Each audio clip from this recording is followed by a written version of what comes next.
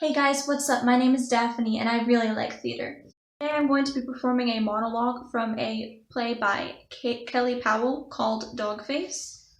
I really hope you guys like it and that it moves you in some way because that is my goal as an actor. Anyway, let's get started.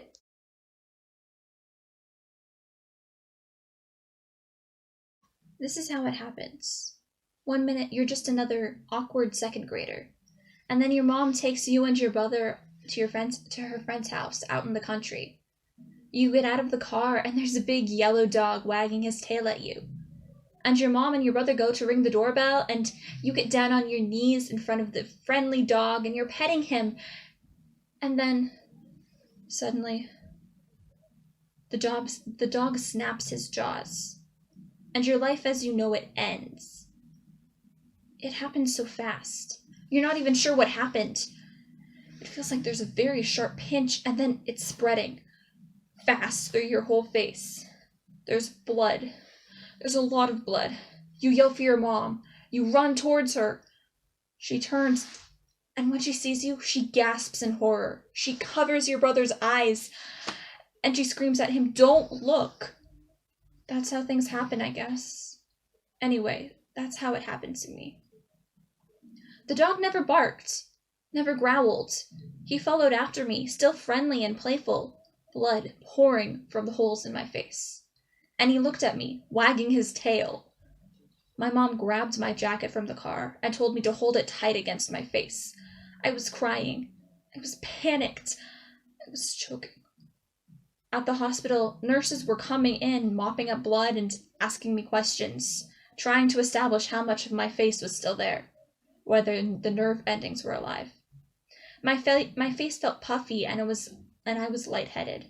The nurses were friendly and they wanted me to trust them. And I did. I believed them when they said that everything would be fine.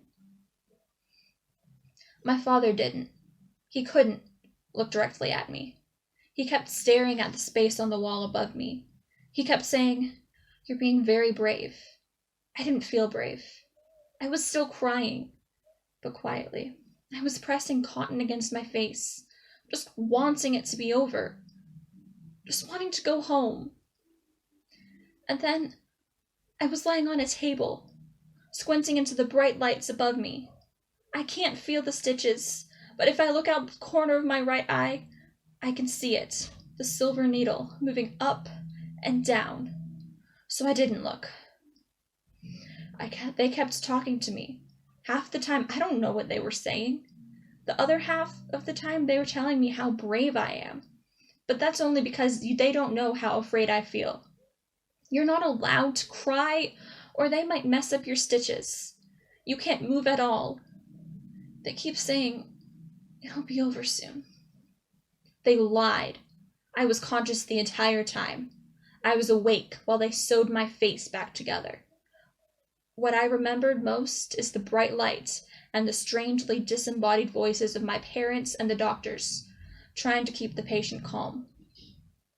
When they finally let me see myself, when they gave me a mirror, I had expected a Halloween mask, or a horror movie, or a nightmare.